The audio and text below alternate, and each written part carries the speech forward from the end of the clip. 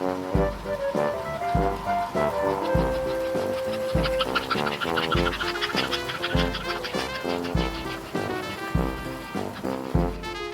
before us is just a beautiful, beautiful example of a Pacific. I believe this would be considered a heavy Pacific.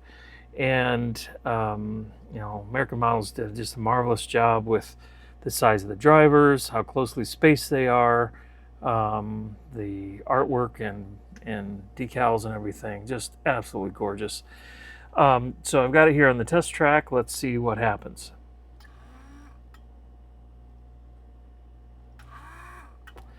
All right, so we have a motor sounding, we have a headlight turning on, we have both directions, but we do not have windows. We do not have wheels rotating. So I'm wondering if we have a transmission hub that has come loose on the drive shaft and is just spinning. Because I hear the motor turning, so that would be my suspicion that you've got a hub that's just either worn out or cracked or has come loose or something. So I'm going to go ahead and start here in the engine, and we'll see what we find out. And as you can see, I have made some headway with your B&O Pacific and trying to understand what's going on with it. I think this is probably a good reminder for anyone that has antique trains. They need to be exercised, and you want to be a little cautious what kind of lubricants get used, because what I found was basically the drivetrain of this engine was locked up, and there were two different places I found it locked up. One was the main worm gear, and whatever the grease was, I'm assuming it's grease, that was used here. It's not like it was coated or anything, but basically this bushing was seized up, like it would not spin on this shaft. So that was one thing I found, but that was not the only place that happened. One bushing here on the front axle, so this front axle up here was completely seized up. Now these spin pretty freely, but one side of this one, I've got it worked loose now, but it would not spin. I was like, whoa, so just to plead, actually, I don't think I checked this one. Let's look at this one here. Look at that. So that one is also completely okay. So this one will spin a little. Oh my word. Ugh. Okay, and you can see there's some grease in there. And it's not even that hard, but obviously it's hardened up between the bushing and the drive shaft, or the axle is a better way of putting that, that it's preventing the wheels from rotating.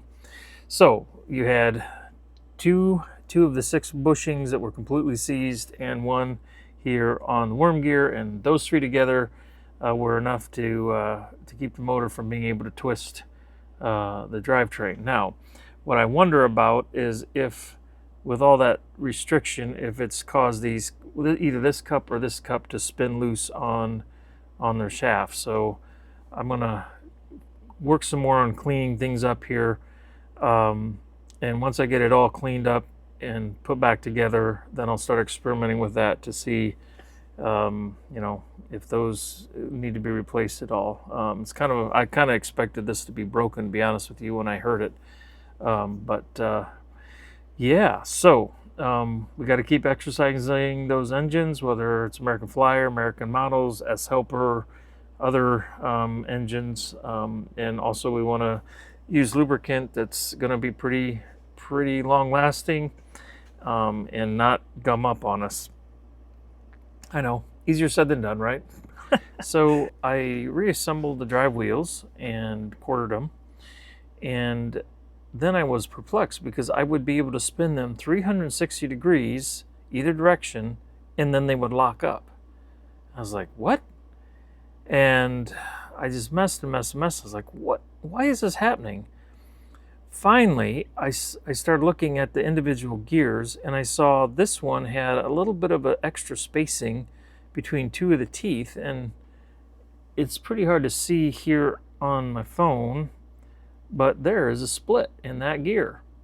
and that split is wide enough that that gap, you can kind of see it there, is causing the gears to lock up. So I don't know if this happened and then you couldn't run the engine and then the oil got or grease got thick. I don't know what the order of events is, but found an issue. So I need to get you a new drive gear. I checked these other ones and they do not appear to have any cracks. And I could, I could do the rear in the middle, or the rear one could go at the front. It doesn't matter. And I could rotate those, without issue. But when I put this one on, suddenly I kept having this binding. So I guess that's a good thing to find now, and I'll see if I can't get that ordered for you, and then we'll pull the wheels off, insert the new gear, press on the new gear, and reassemble everything. And in theory, we'll be good to go. I'm gonna make the executive decision to go ahead and also replace both hubs and the transfer piece, because with this kind of stuff going on, I mean, probably that stuff should be replaced since we're going to be into this pretty far. So I hope you'll give me the latitude to make that call. I guess we've had enough conversations. I feel confident that will be okay with you. Well, I'm very grateful to be back with these Pacific, with the main drivers back together. Just went through and polished everything. I'm going to need to do a little bit of coordinating, calibrating the side gear once I get the shell on. It's just a little bit twisted here and there. But before I do that, I wanted to show you a couple things that are a lot easier to see right now. Number one, I replaced your cam gear, got a new one. Let's see if this will show up here. Well, sometimes a black on black is just really hard to see. Let's see if this is... That's a little better. So if you look across the edge, you can see how it's kind of got divots through the middle.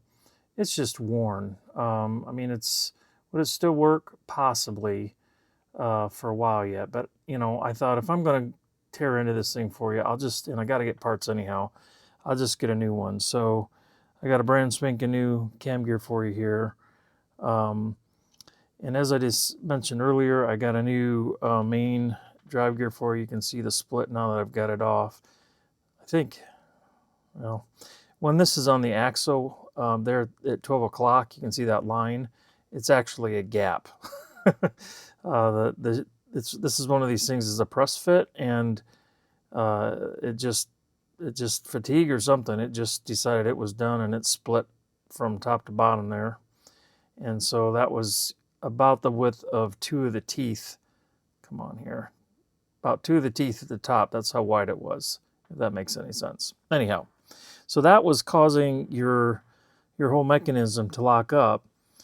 And I don't know, it's a chicken and the egg kind of thing. But I also got new drive components here. Now this is I call it a cup. It's, I'm sure there's a better word for it. But looky. Hello, split. So, again, because fatigue, because that gear split, who knows, which it was, chicken or egg, but that split. So I've got all new components here for you, and I'll put those on next. Let's see, what else can I tell you? That's kind of the main thing. It's really interesting how you work on these things. Since I haven't torn into one, well, it's not true actually. I have a Pacific, well, it's a Hudson. It's a Dreyfuss Hudson that I was having some sort of weird clicking, knocking going on, and so I took that thing apart, and I feel like I've got a good handle now on how to get the wheels quartered. What makes them really challenging is you've got your main drive gears on each one, but then between each one is an idler gear. And so your steam engine drive wheels are actually all gear driven, like on a diesel, which is kind of cool. So The valve gear on the side is more decorative. It doesn't transfer power like on Flyer. So that's, that's brilliant. But the challenge is when you go to put these things together, you've got that idler gear, and the idler gear has to be there first, and you're doing it upside down. And if you can just kind of think this through in your mind, you've got all these little teeth, and then you on both gears, idler gear and the drive gear, and then you've got the next drive gear. So you have to put the next gear in a certain amount off so that as it falls in, it rotates and ends up directly in line, quartered the way it's supposed to.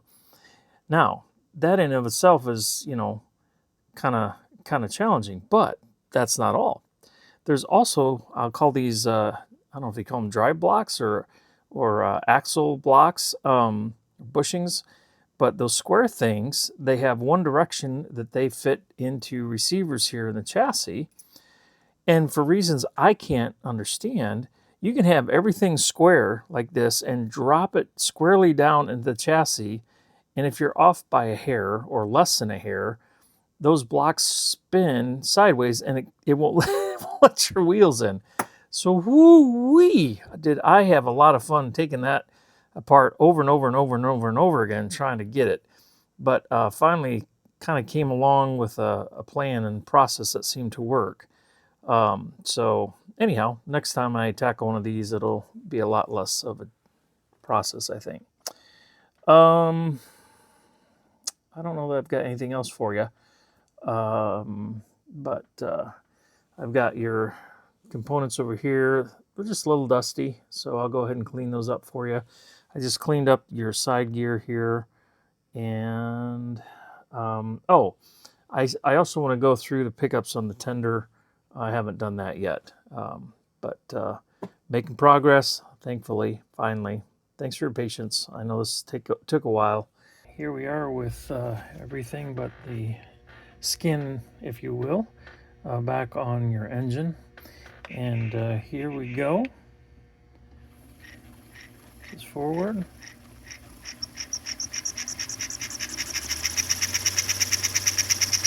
See smoke coming out here in just a moment. There's some smoke.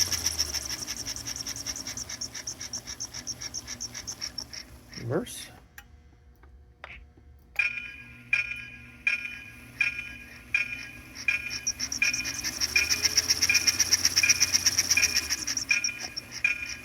Really cool. I don't know that my engines do a bell on reverse. That's pretty fun. So, just thought I'd share that with you. Making some good headway finally. Thanks for your patience. And hopefully by the end of today, I will have this engine on the layout, getting some more testing in.